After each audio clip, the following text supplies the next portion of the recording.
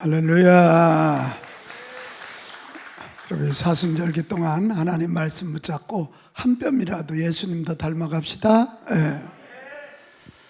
자, 하나님 보시기에 좋은 시대가 있고 슬퍼하시는 시대가 있습니다. 하나님이 보시고 기뻐하시는 시대는 생육하고 번성하는 창조적인 시대입니다. 같이 합시다. 창조적인 시대. 창조적인 시대. 하나님이 보시고 슬퍼하시는 시대는 파괴적인 시대예요. 하나님이 주신 능력을 가지고 서로 미워하고 분쟁하고 부수고 죽이는, 그래서 사람을 비인간화하는 길을 걷는 그런 시대입니다. 우리 모두가 하나님께 붙잡혀서 정말 생육하고 번성하여 창조하는 그런 시대를 만들어 갑시다. 아멘. 그러나 하나님을 떠나서 하나님의 통치를 받지 못하면 사람들은 각기 제 소견대로 행해서 자꾸 갈등을 만들고 그것 때문에 분열하고 싸우는 거야. 그래서 죽이는 거야. 그래서 파괴적인 일이 일어나는 거예요. 오늘 이 예배에 참여한 모든 분들 정말 생육하고 번성하여 창조하는 삶에 또 창조적 시대를 열어가는 하나님의 일꾼들이 되기를 축복합니다. 아멘. 오늘 사사기 20장은 이스라엘 12지파가 동족 간에 서로 죽이고 파괴하는 이야기입니다. 얼마만큼 죽냐면 이 전쟁을 통해서 자그마치 6만 5천 명이 죽습니다. 굉장한 숫자잖아요. 11지파가 베냐민 지파의 이 성읍을 가서 불지르고 거기는 사람들을 죽이고 진멸합니다. 무시무시한 것입니다. 사사기 기자가 왜 오늘 이런 무시무시한 이야기를 우리에게 들려줄까? 동족끼리 싸우는 거잖아요. 한 지파가 불타 다 죽고요, 성읍이 다 없어지는 거잖아요. 이런 것을 보여주는 이유는 하나님을 떠나면, 하나님의 통치를 떠나면, 하나님의 말씀의 다스림을 받지 못하면 이렇게 결국 파괴적이 된다. 이것을 우리에게 가르쳐 주려고 하는 것입니다. 참 우리 인간은 누구의 통치를 받기 싫어해요. 사람의 통치 받으면 안 되죠. 그러나 하나님의 말씀, 우리 하나님의 통치는 꼭 받아야 될 줄로 믿습니다. 아멘. 그래야 자기 소견대로 행하지 아니하고 결국 하나님에 맞게끔, 하나님의 창조 질서에 맞게끔 살기 때문에 생육하고 번성하고 창조적인 삶을 살아나게 되는 것입니다. 그러나 하나님의 통치를 벗어나서 하나님의 법을 무시하고 제 마음대로 살면 결국 사회에 질서가 없어지는 거야. 인간의 욕심과 우둔함만 드러나게 되니까 그것이 갈등의 씨앗이 되고 결국 그것 때문에 죽이고 망하게 하는 파괴의 역사를 쓸 수밖에 없게 되는 거예요. 오늘 우리는 사사기 20장을 보면서 어찌하든지 간에 우리는 다시 하나님의 통치를 받고 하나님의 말씀의 다스림을 받아서 파괴의 역사를 쓰는 자가 아니라 창조의 역사를 쓰는 자의 길로 들어가야 될 줄로 믿습니다. 아멘. 역사라 그러니까 나와 너무 먼 거리로 생각하지 말고 이런 일은 우리 교회 공동체 안에서도, 여러분 가정 안에서도, 직장 안에서도 일어나야 될 일인 줄로 믿습니다. 아멘. 사람이 가장 비인간화되는 곳이 어디입니까? 가정 아닙니까? 가정이 파괴적이 되면 그처럼 비참한 데가 없습니다. 어린아이가 지금 죽어서 말라있는 상황이 막 지금 우리 한국 땅에 벌어지고 있는 거 아닙니까? 폭력이 난무하고 음란의 영이 난무하는 곳이 가정일 수가 있어요. 하나님, 저와 우리 가정, 우리 교회가, 우리 사업장이 앞장서서 하나님의 통치를 받고 하나님의 말씀에 다스림을 받아서 생육하고 번성하는 창조적 공동체가 되기를 원합니다. 아멘. 그런 마음 가지고 오늘 하나님의 말씀을 들었으면 좋겠습니다. 오늘 사사기 20장에 보면 하나님의 통치를 떠나고 하나님의 말씀을 떠나는 시대의 말로가 어떤지 마지막 모습의 이야기가 나오고 있습니다. 첫 번째가 뭐냐면 자기 성찰이 없는 시대가 됩니다. 같이 합시다. 자기 성찰. 자기 성찰. 오늘 내용은 이런 것입니다. 지금 레위인이 윤간을 당하여 죽은 자기 첩의 시신을 자기 고향으로 데려가서 12조각을 내서 각 지파에 보낸 거 아닙니까? 그랬더니 그것을 받아본 이스라엘 12지파들이 다 깜짝 놀라고 이게 어쩐 일이야 하면서 미스바에 모입니다. 자그마치 40만 명이 거기에 모였습니다. 거기에 모여서 그들이 그 레위인, 자기 첩의 시신을 보낸 레위인에게 묻습니다. 어떻게 이 일이 일어났는가? 그에 대한 대답이 오늘 4절 5절에 나오는데, 이 4절 5절을 보면 기가 막힙니다. 내가 내 첩과 더불어 베냐민에 속한 기브야에 유숙하러 갔더니 기브야 사람들이 나를 치러 일어나서 밤에 내가 묵고 있던 집을 에워싸고 나를 죽이려 하고 내 첩을 욕보여 그를 죽게 했습니다. 이게 다 맞는 얘기 같아요. 근데 약간 얹죠. 그 레위인을 죽이려 하지 않았지 않습니까? 에워싸지도 않았지 않습니까?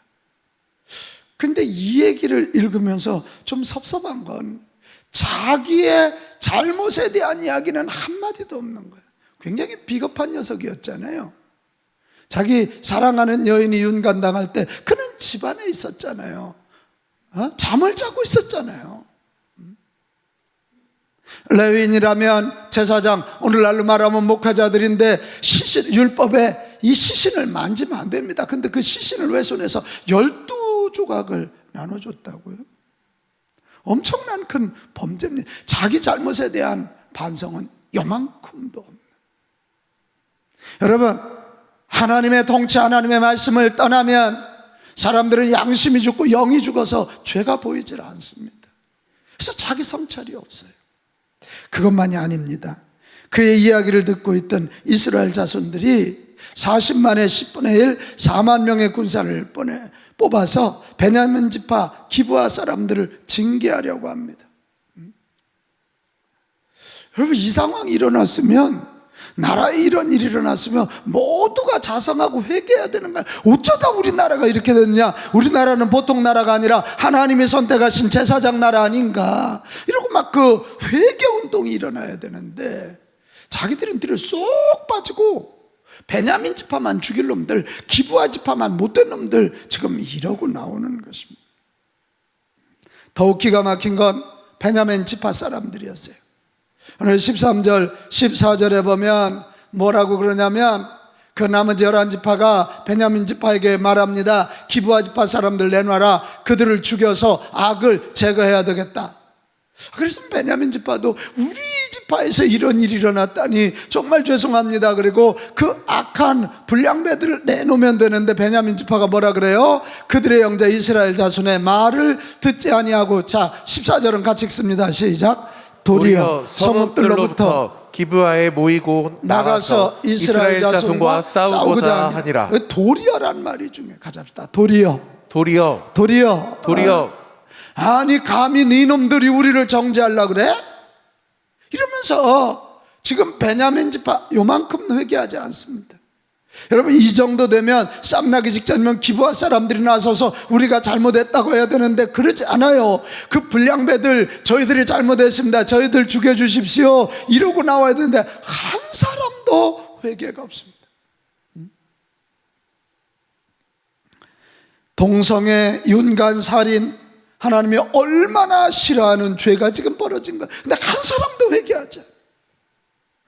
결국 자기 성찰이 없는 그들은 전쟁을 일으켰고 6만 5천 명이 죽었고, 이 막내 지파인 베냐민 지파의 성읍이 다 불타서 파괴되게 됐다. 여러분, 살아있는 시대와 죽은 시대의 차이는, 살아있는 시대는 회개가 있고 반성이 있습니다. 근데 죽은 시대는 양심이 마비되고 영이 죽은 시대는, 그 시대는 자기를 돌아보며 없어요. 반성할 줄 몰라요. 회개할 줄 몰라요. 죄가 뭔지도 몰라요. 여러분, 우리 인간들이 참된 인간이 되는 길이 뭐냐면 자기 성찰에 능력이 있다는 거거든요. 무슨 능력? 자기 성찰. 여러분, 짐승이 자기를 성찰하겠습니까? 그럴 수는 없잖아요. 근데 사람에게는 그것이 있어요. 자기를 성찰하여 돌이킬 때 바른 길로 가게 되는 거고 아름다운 창조적인 공동체를 만들 수 있어요. 그런데 신기하게 사람은 아닌가 봐.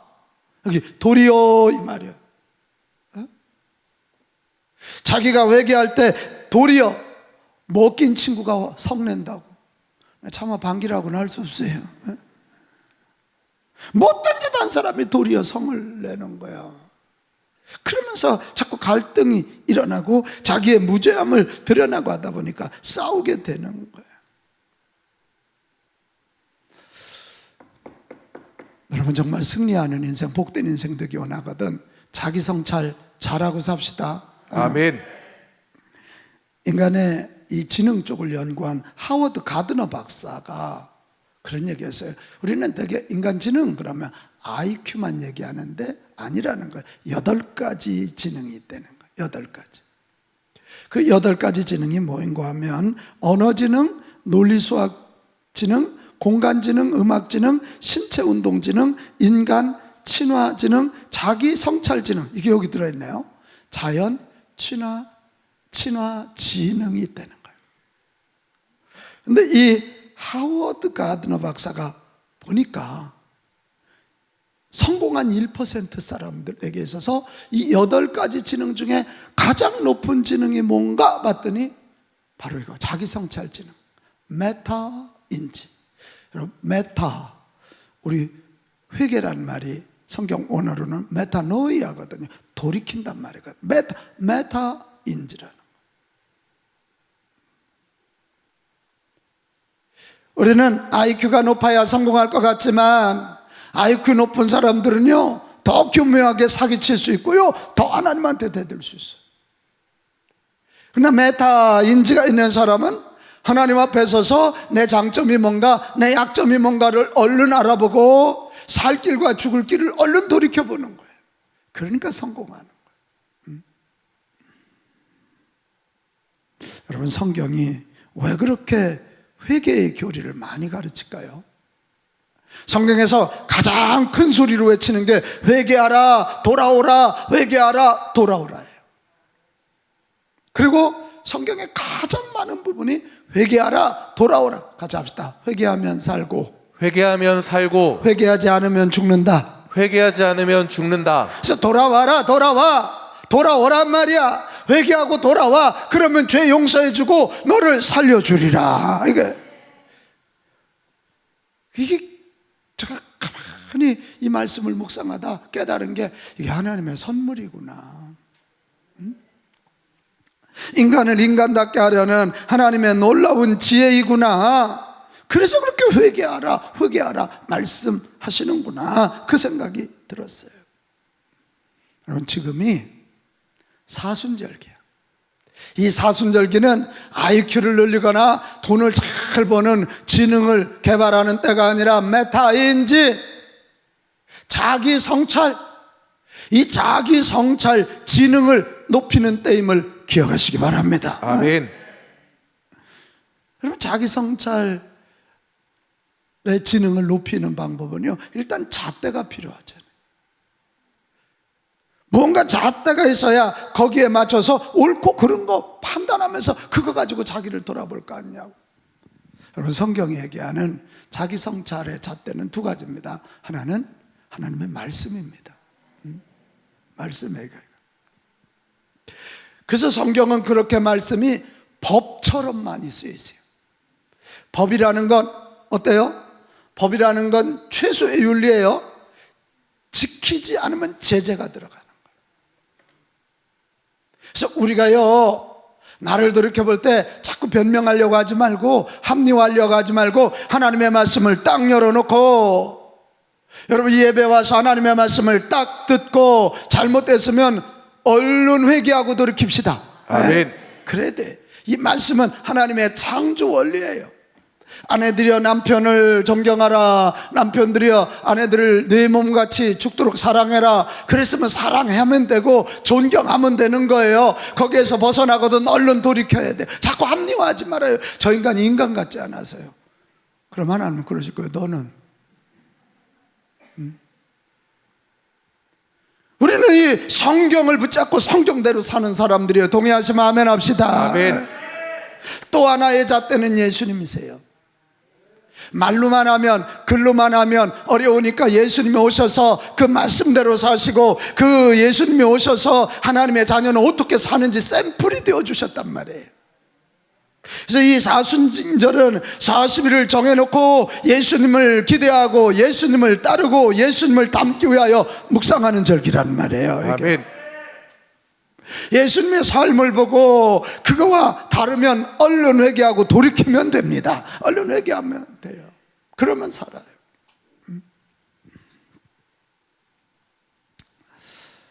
여러분, 하루를 보내고 저녁에 잠들기 전에 이런 말 어떻게 했어요? 성경을 끌어안고 예수님 앞에서 오늘 하루 내가 뭘 잘했나? 뭘 잘못했나? 내가 오늘 뭐가 아팠나? 뭐가 힘들었나? 좀 우리 자신을 성찰하며 하루를 마무리할 수 있다면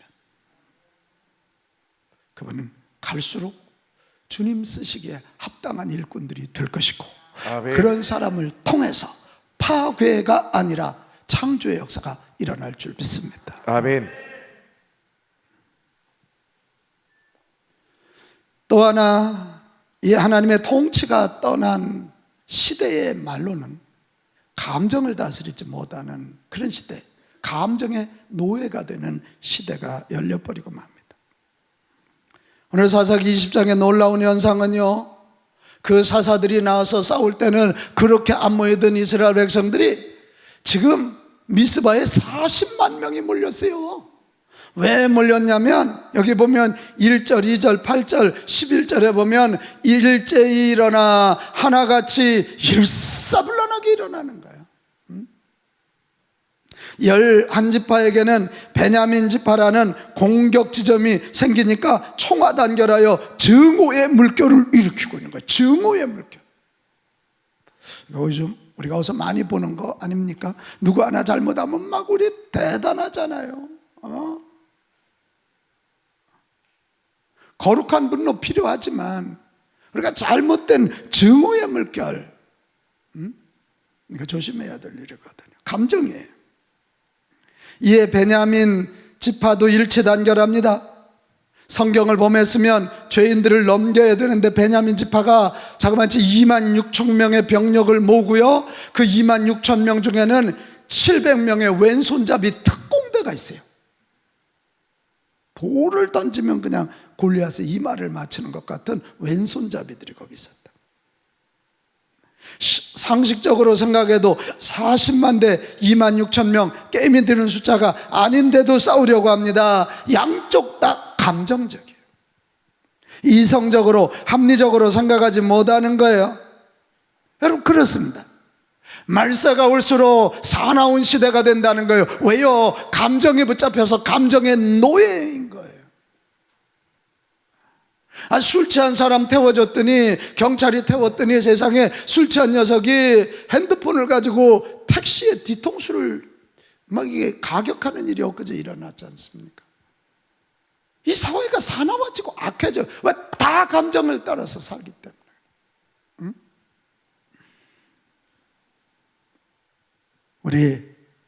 내가 자꾸 감정의 노예가 되고 있다면 하나님과 멀어진 사인이에요. 하나님 말씀과 멀어진 사인이에요. 내 양심, 내 이성, 내 영성에 의해 내가 지금 통치되지 못하고 있다는 사실이에요. 자꾸 막 분이 나고 감정이 나고 그러거든. 그때 하나님이 그러실 거예요. 정신 차려, 이 사람아. 응? 정신 차려! 정신을 차려야 돼요. 여러분, 사회적으로도요, 이 감정의 증오의 물결이 나타날 때 그 이성과 또 이 합리적 영성에 의하여 다스려지지 아니하고 감성의 노예가 될 때, 감정의 노예가 된 사회에는요, 두 가지가 강하게 드러나요. 하나는 연고주의, 잘못된 가족주의죠. 그냥 내 학교 후배면 옳든 그르든, 그냥 내 동양 사람이면 옳든 그르든, 우리 사회가 얼마나 지금 연고주의로 가고 있는지 아시잖아요. 좌우 대립이 심각하고 지역주의가 심각합니다. 학연이 심각합니다. 얼마나 연고주의가 강한지 식당에 가서도 서빙하는 아주머니 보고 뭐라 그래? 이모 이러잖아. 아, 그이가 언제 이모요? 지난번도 제 후배 목사님 한 분이 목사님, 저 목사님께 드릴 말씀입니다. 나 그래 대단한 얘기인 줄 알아서 그래 뭐냐 그랬더니 저 목사님을 형님이라고 좀 불렀으면 좋겠습니다. 저는 위에 형님 한 분 계시고 형님하고 저하고 12살 차이고 가운데 누님들만 있어서 형님 이런 말이 조금 태생적으로 좀 어색해요. 근데 형님이라고 부르는 게 소원이라고 그러길래 불러라 내가. 그래서 형 동생 하면 옳고 그르고 상관없어. 여러분, 형 동생 아니라 엄마 아들 해도 틀린 건 틀린 거고 맞는 건 맞는 것입니다. 이 잘못된 연고주의가 이게 큰일입니다. 옳고 그름이 판단 기준이 되어야지 정의 판단 기준이 되면 안 됩니다. 내 편이냐 내 편이냐가 중요해서는 안 됩니다. 또 하나, 감정이 다스리는 시대가 되면 나타나는 게 뭐냐면 전체주의입니다. 전체주의. 소수의 의견을 무시하고 다수결만이 최고라고 말합니다. 그래서 여론몰이를 자꾸 합니다. 스탈린이 그랬고 저 히틀러가 그랬고 무솔리니가 그랬습니다. 공산주의가 이 막 여론을 일으켜가지고 한 사람 바보로 만들어 놓고 그리고 법적 제재에 들어갑니다. 참 무섭지 않습니까? 더군다나 요즘 SNS 때문에 뭐 요만한 약점보이만 막 여론이 물어뜯습니다. 그래서 극단적인 선택을 해서 죽는 사람들도 굉장히 많습니다. 조심해야 됩니다. 그래, 자, 우리 가족들은 누가 뭘 한다고 너무 거기 휩쓸리지 말고 내 귀로 듣기 전에, 내 눈으로 보기 전에는 너무 남 평가하지 맙시다. 그리고 너무 여론에 따라 막 이리 휩쓸리고 저리 휩쓸리면 안 돼요. 그게 정치 쉽게 하는 방법이 바로 이런 거 아니겠습니까? 지금 우리 사회가 여론이 굉장히 중요하지만 여론조사가 최고의 권력이 되었다는 거예요. 오늘 뉴스 아침에 나오더라고요. 여론조사가 최고의 권력이 됐다는 거예요. 여러분, 우리는 감정에 따라서 과도한 열정을 발휘하는 자가 아니라 하나님의 말씀, 하나님의 통치를 가장 중요시 여기는 사람들인 줄로 믿습니다. 아멘. 하나님의 말씀으로 내 감정을 잘 다스리며 합리성을 회복하는 저와 여러분이 됩시다. 아멘. 여러분, 신앙은 감정주의가 아니에요. 어떤 이는 신앙 막 기적도 있고 이러니까 비합리성, 비성이라 그러지만 아니에요. 신앙은 초합리적이고 초이성적인 것입니다. 아멘. 말도 안 되는 거 가지고 그걸 믿음이라고 말하면 틀렸습니다. 합리적으로 따져봐도 틀렸으면 틀린 겁니다. 그게. 다시 하나님 붙잡고 하나님 나를 다스려 주시옵소서. 아멘. 하나님의 말씀으로 나를 다스려 주시옵소서. 아멘. 그래서 내 이성 회복하고 내 합리성 회복하고 내 양심 회복하고 내 영성을 회복할 수 있기를 바랍니다. 아멘. 옛날에 그러지요. 무슨 남자의 갈비뼈를 빼가지고 여자를 만드냐고, 이거 비성적이지 않냐고. 근데 아니잖아요. 지금 체세포 하나 가지고도 동물을 복제하고 지금 그럴 수 있다는 거 아닙니까? 갈비뼈 가지고 여자를 몇 명을 만들 수 있는 거예요, 이게. 우리가 모른다고 비성으로 내치면 안 됩니다. 성경은 초합리적인, 우리의 이성을 넘어서는, 아멘. 우리의 합리성을 넘어서는 책입니다. 아멘. 또 하나, 여러분, 감정의 노예가 되지 않을 때는 감정이 격해질 때 그 감정을 완화시키는 채널을 만들어야 돼요. 어제 제가 좀 이렇게 걸으면서 요즘 인간 소통에 대해서 강의 많이 하시는 김창욱 선생의 강의를 내가 하나 들었습니다. 그랬더니 그 강의 중에 무슨 얘기가 나오냐면 미국의 어느 한 부부가 너무 정겹게 안 싸우고 잘 살더래. 장정미 집사님 잘 살더래. 예? 이 얘기만 들어도 뜨끔하지? 예? 그래가지고 물어대는 거예요. 사람들이 어떻게 해서 그렇게 안 싸우시고 잘 사십니까? 그랬더니 우리도 엄청 싸웠어. 근데 그때부터 안 싸워. 그때가 뭐냐면 이 부부가 하도 싸우니까 안 되겠더라는 거예요. 예수 믿는 사람들이 갈라설 수도 없고. 그래서 남편이 그랬대. 나 화나면 집안 뒤뜰을 좀 거닐 테니까 나 집안 뒤뜰 거닐면 화났다는 것 좀 알아달라고. 근데 부인은 그럼 저는요 화나면 설거지할 때 앞치마를 뒤집어서 쳤게요 이랬다는 거 아니에요. 그래가지고 이 부부가 정말 살다 보면 가까우니까 싸우지 멀면 안 싸우잖아요. 장정미 집사님이 뭐 김정은이 때문에 부부싸움 하는 거 아니지? 네? 아니잖아요 이게. 그러니까 이게 어느 날 보니까 남편이 뒤를 거닐고 있으면 아내가 아이고 저희가 속이 상했구나. 아내가 앞치마를 뒤집어 차고 있으면 내 아내가 뭔가 섭섭하구나. 이러니까 그때 욱하지 않도록 피해주는 거예요. 그런 채널인 거죠. 우리에게도 이런 게 필요합니다. 사람은 감정적인 존재이기 때문에 그때 주기도문을 외우든 사도신경을 외우든 짧은 찬송가 하나를 부르든 아니면 여러분도 뭐 옷을 뒤집어 입든 뭐 그런 채널을 만드셔야 돼요. 그리고 또 하나 감정의 노예가 아니라 하나님의 통치와 말씀의 통치 받으려면 이거 정말 중요한 겁니다. 여러분 예배의 자리 지키시기를 바랍니다. 아멘. 기도의 자리 지키시기를 바랍니다. 아멘. 예배와 기도의 자리에 나와야 나를 내려놓고 사람의 소리가 아니라 하나님의 음성을 듣게 되어 있는 것입니다. 아멘. 하나님의 다스림을 받게 되어 있는 거예요. 그래서 차분해지는 거예요. 싸우고 여기 오면 평안해지잖아. 이게 할렐루야. 아멘. 그렇게 되는 거잖아요. 여러분 예배 온다는 게 굉장히 중요한 일이에요.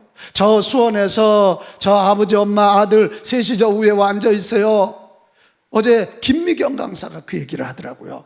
사람이 SNS로 서로 뭐 대화할 수 있지만 그건 무게가 안 실린대. 만나야 무게가 실린다는 거예요. 내가 우리 이미연 권사님을 만나갈 때 그 만남에 무게가 얹어진다는 그게 깊어지는 거죠. 그리고 만나서 대화를 해야 신뢰도가 높아진대요. 아멘. 사실은 여러분 카톡 주고받을 때 기분 나쁜데도 안 나쁜 것처럼 쓸 수 있지만 이 권사님하고 나하고 얼굴 맞대는데 화나는 게 안 보일 수 없잖아. 보이잖아. 응? 여러분 예배도 동일하지 않을까요? 수원에서 여기까지 달려오며 예배의 무게를 두는 거예요. 오늘 하나님이 목사님 통해서 어떤 말씀 주실까, 어떤 은혜 주실까 사모하는 열정이 생기는 거죠. 이게 아멘. 사모하는 열정에서 찬양대 그냥 노래할 수 있지만 가운을 입는다는 건 뭐예요? 이게 주님 앞에 내 찬양의 무게를 실는 거예요. 구별하는 거예요. 구별하는. 나는 우리 비카온 가족들 오늘 이 말씀을 듣는 모든 이들이 다 예배의 성공자, 기도의 자리를 지키는, 그래서 감정을 순화하고 하나님의 통치와 하나님의 말씀의 다스림을 받게 되시기를 바랍니다. 아멘. 그럴 때 파괴가 아니라 창조적 삶을 살게 될 것입니다. 아멘. 마지막 하나 더 있습니다. 하나님의 말씀을 떠나고 하나님의 통치를 떠날 때 그 시대의 말로는 하나님이 주신 축복을 무너뜨리는 시대가 되는 거예요. 오늘 그들이 전쟁을 하는데도요 3번이나 여호와 하나님께 기도해요. 18절에 보면 누가 먼저 갈까요? 원래 여호와 하나님 앞에서의 전쟁은 이 전쟁의 주인이 하나님이니까 하나님 싸워야 될까요 말까요 이거부터 물어야 되는데 40만 명을 의지했는지 누가 먼저 갈까요? 아주 자기들이 정해놓고 하나님 이용하려고 합니다. 23절 베냐민 지파와 싸우리까 지금 우리가 40만이고 쟤들은 2만 6천 명인데 숫자 의지한 것 같아요. 그런데 여러분 1차 2차 싸움에서 그 숫자가 40만인 이스라엘이 2번이나 다 패합니다. 한 번은 2만 2천 명, 한 번은 1만 8천 명이 죽습니다. 이게 뭘까 도대체? 뭘까?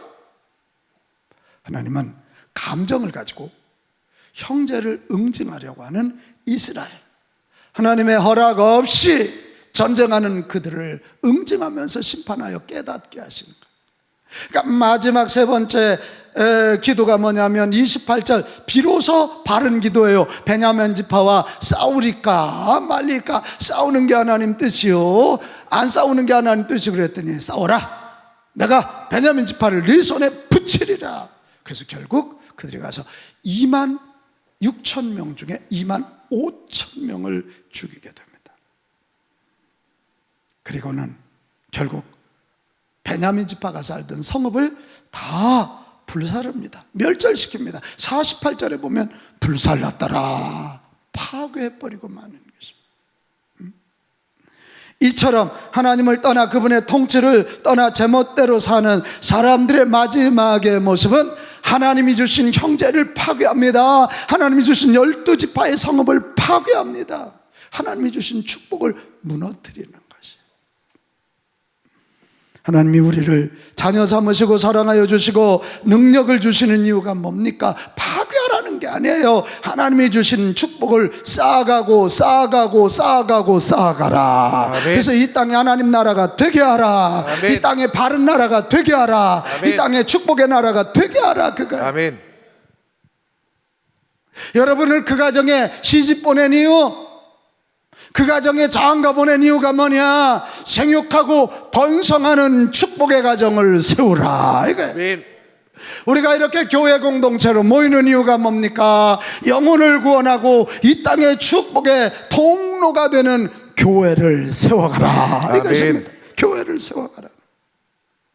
우리에게 이렇게, 우리는 코로나 때문에 무서워서 주저하지만 저 자연에 목련이 꽃망울을 터뜨리고 개나리꽃이 피는 그게 무슨 음성이냐고요. 자연도 이렇게 하나님의 생태계를 살려가고 이어가니 너희도 저것을 보면서 하나님이 주신 이 선물인 축복인 자연을 세워가라, 축복의 땅으로 만들어 가라, 이런 명령인 것입니다. 우리 하나님의 축복을 다시 쌓아가는 저와 여러분 됩시다. 아멘. 무너뜨리지 말고 쌓아가자. 시작. 무너뜨리지 말고 쌓아가자. 할렐루야. 아멘. 여러분, 무너뜨리지 않고 쌓아가는 사람 되기 위해서 아주 중요한 원리가 몇 가지 있어요. 하나가 뭐냐면 하나님의 것을 하나님의 것으로 인정해야 돼요. 아멘. 이게 뭔 얘기냐면 하나님의 것을 하나님으로 인정하지 않으니까 내 마음대로 해서 무너뜨리는 거예요. 자, 우리 말라기 3장 12절 가보겠어요. 이게 소위 너희가 11조를 온전히 드리면 하고 주시는 축복 이야기거든요. 너희 땅이 어떻게? 아름다워져서 이방 사람들이 보고 와 부럽다 이런다는. 여러분, 이게 잘 이해가 되나요? 11조 드리니까 하나님 이뻐가지고 막 땅을 개간해서 갑자기 옥토로 바꾸신다? 그런 얘기일 수도 있지만 그게 아니잖아요. 11조를 드린다는 게 뭐예요? 나의 모든 물질이 하나님의 것임을 인정하고 소득의 첫 것을 구별해 드리는 게 11조잖아요. 아멘. 하나님의 것을 하나님의 것으로 인정할 때 우리는 이 땅도 하나님의 것임을 알고 잘 보호하게 될 거고, 그런 사람들 통해서 하나님의 은혜와 복이 나타나니 아름다운 땅, 아름다운 지역, 아름다운 나라가 되는 것입니다. 아멘. 우리 일주일의 첫날 주일을 성수하잖아요. 주일날 예배 드리잖아요. 우리 뭐 아무 날이든 예배 드려도 뭐 안 드리는 것보다 낫지만 우리는 구별해서 주님의 날 예배를 드려요. 왜요? 일주일의 첫날을 구별해 드린 사람이 나머지 6일을 함부로 살겠냐고요.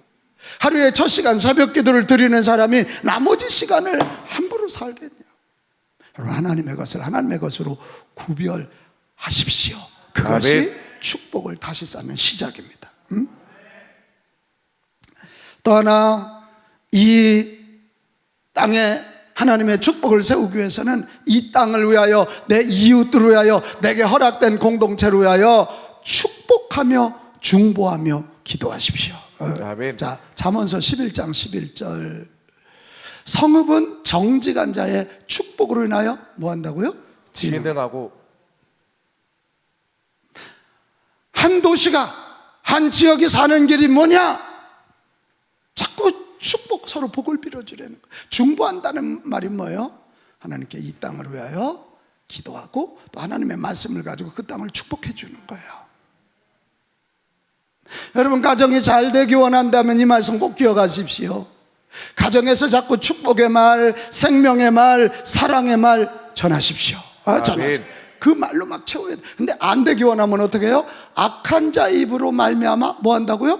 무너지느니라. 집에서 이렇게 해보십시오. 남편이 안 해보고 니까짓게 뭘 할 줄 알아? 여보도 아니고 니까짓게부터 시작해보세요. 그러면 아내가 뭐라 그랬어? 아이고 저것도 사내라고. 에? 그러면서 대전쟁이 일어나는 거 아닙니까? 그럼 망하는 거예요. 이게 망하는.